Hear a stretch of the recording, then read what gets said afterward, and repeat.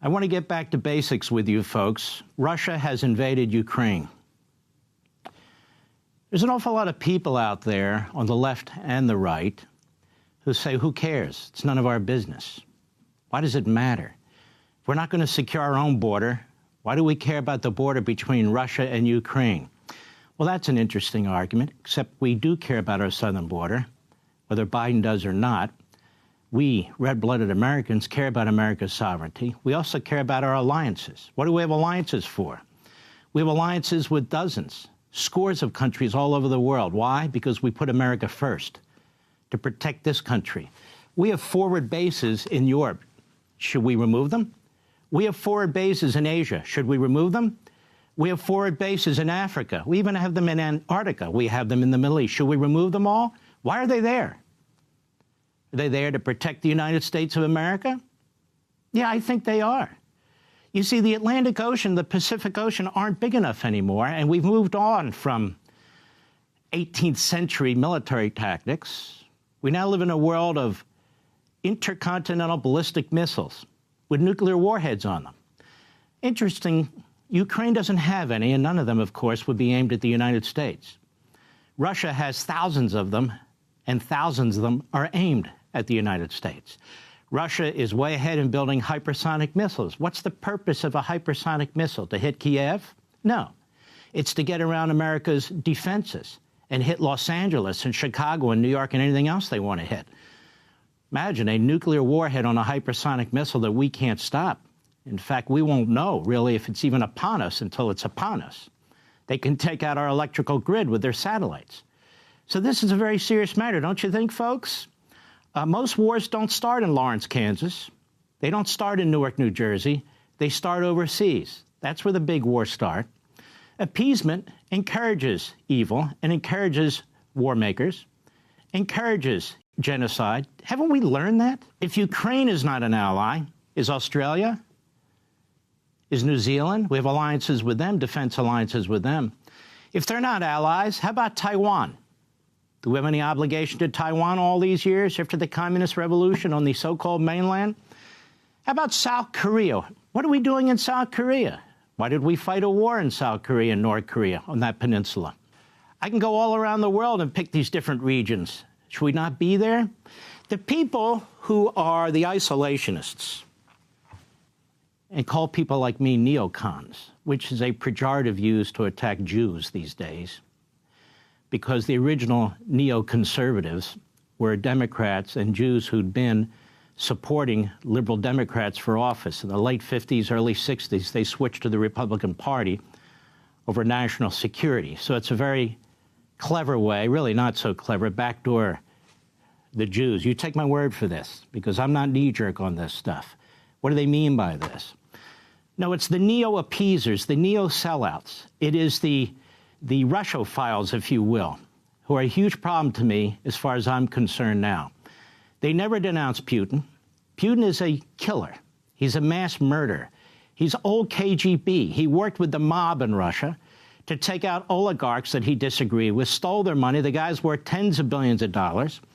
His tactics have reached outside Russia, killing people with whom he disagrees. You see what he did to Crimea. You see what he did to Georgia. You see what he did to the eastern end of Ukraine, and you see what he's doing today. And he gave a speech the other day that should leave no doubt. It was a Stalinist-like speech, and he said, you know, the greatest disaster of the last century wasn't World War II, wasn't World War I, wasn't the Holocaust, it was the collapse of the old Soviet Union. Well, what was the old Soviet Union? It was a post-World War II aggregation, mostly of separate nations that Stalin conquered. And Putin longs for those days. Now, if Ukraine isn't worth defending, then what is? Now, I'm not talking about sending troops. And you also get this line, you're not going to fight. Are your children going to fight? Why, do we have a draft? I think we have an all-volunteer military where people volunteered. Now, that doesn't mean we support endless wars. That doesn't mean we support war at all. Who is proposing sending ground troops into Ukraine? Can you name one person in the Biden administration? Can you name one Republican in the Senate or the House? Can you name one person who's proposing sending ground troops into Ukraine? None. So why do they make this argument? It's not a serious argument. Now, why don't we look at a world map? In fact, we don't have to look at a world map. Why don't we look at the countries that are around Ukraine, particularly on the west side? Well, there's one. It's called Hungary. Are we not going to help defend Hungary? I think we're obligated to. Oh, there's another one. It's called Poland. Are we not going to defend Poland? I think we're obligated to. Not because Marx says so, because we have treaties with these countries. We have NATO arrangements with these countries. We have the Balkan states. Now, Putin would love nothing more than to take the Balkan states. Why is it that Hungary, Poland, the Balkan states are all scared to death about what's taking place in Ukraine? If you support those countries and Eastern Europe, these newly free countries, they are big allies of the United States. They're all opposed to what Putin's doing. All of them. Well, why? Because they know what he's capable of. And that speech he gave the other day should leave no doubt. No, I'm not making any excuses for Joe Biden. Joe Biden is a disaster. What Joe Biden did in Afghanistan opened the door to Putin. Putin was preparing in advance anyway. Xi is examining what's taking place now, and he's thrilled because he wants to take Taiwan the way he already took Hong Kong. What about the inbred, Un, in North Korea? You think he's not looking at South Korea? What about this regime in Tehran, the mass-murdering jihadists in Tehran? They're within a whisker of having a nuclear warhead on an intercontinental missile, and Biden's about to give it to them. What do you think the Israelis are thinking? Should we just withdraw from everywhere, ladies and gentlemen? And if not, maybe our new friends on the right and the left can tell us what their doctrine is. Where do we draw our lines? What alliances should we have? What bases should we close? Should we slash the United States military by 75%? You know what this sounds like to me? In addition to insanity, it sounds like we have a George McGovern wing of the Republican Party. There's always been one in the Democrat Party. Now, just because you support America First foreign policy, just because you're a red-blooded American who has a little knowledge of American history and how these things can get out of control into a world war where your kids really will be drafted into war and so forth, just because you understand how fascists work and Marxists work, that they're not satisfied with the most recent gain. They want the next one and the next one and the next one. Doesn't mean you're part of the Washington industrial complex, does it? It doesn't mean you're working for a federal contractor, does it?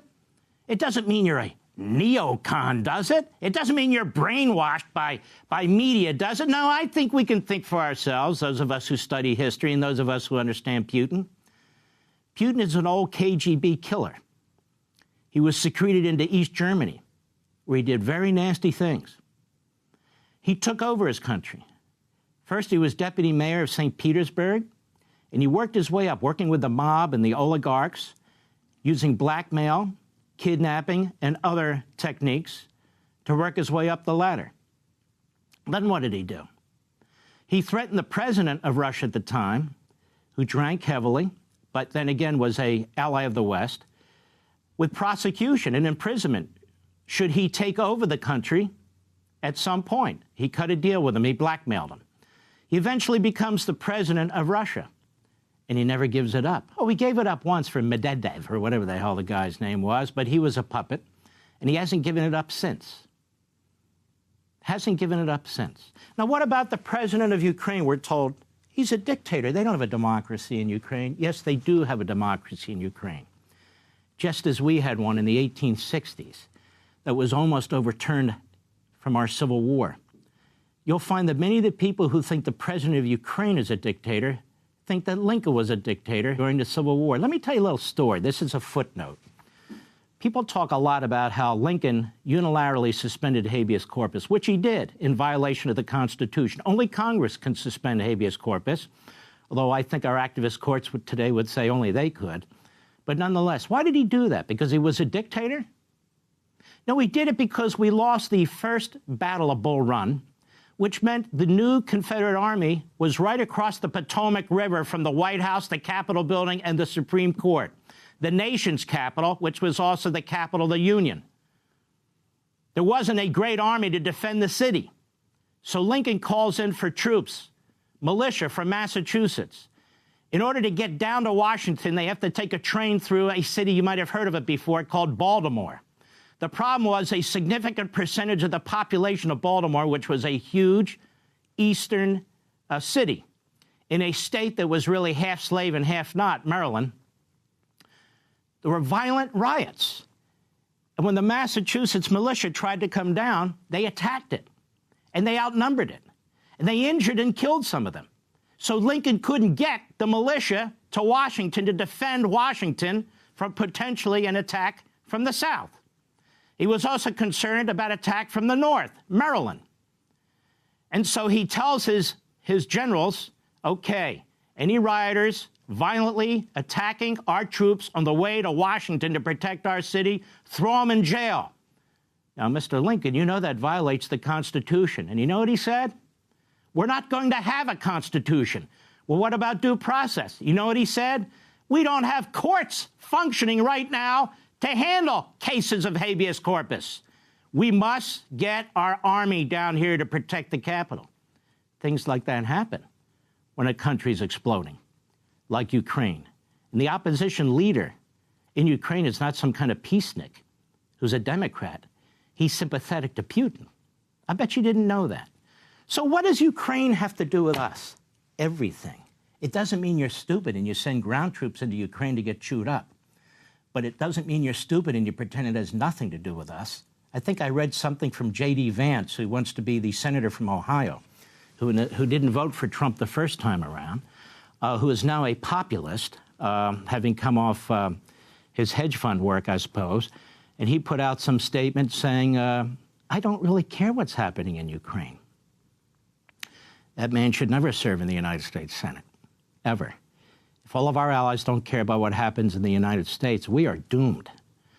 Now, I don't think we're globalists. We're America First types. And that's why we have the bases that we have. That's why we need to build up the United States military. There are evil forces out there, whether they're Marxist, whether they're fascist, whatever they are. How much more evidence do we need that Putin is evil based on what he's already done? And he's not done. He's basically told us he's not done. So there's a lot of reasons that we have to be concerned about what's happening in Ukraine. There's a lot of reasons we have to be concerned about the current commander-in-chief. There's a lot of reasons that you should be furious that the United States Congress hasn't built up the United States military further, peace through strength. There's a lot of concern about the alliance between communist China and fascistic Russia, a lot. Why are they allied with each other? And why do we have to pick one or the other? Why do we have to pick one border or the other? We are red-blooded Americans. You and I, we are conservatives, constitutional conservatives. We're not ideologues. Foreign policy is about prudence, judgment, about America's security, not ideology. These oceans aren't big enough to protect us anymore.